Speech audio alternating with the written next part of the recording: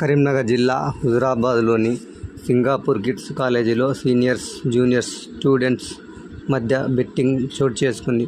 Senior students junior students మధ్య ఓ డిస్కషన్లో మాట పెరగడంతో సీనియర్లు జూనియర్లపై దాడి చేసినట్లు సమాచారం. కాగా జూనియర్ స్టూడెంట్స్కి సంబంధించిన మరికొంతమంది కాలేజీకి చేరుకొని వాగ్వాదానికి దిగారు. దాంతో మరోసారి ఇరు వర్గాల మధ్య ఘర్షణ చోటు చేసుకుంది. ఆ పంచాయతీ పోలీస్ స్టేషన్ వరకు చేరుకుంది. పోలీసులు దర్యాప్తు చేస్తున్నారు.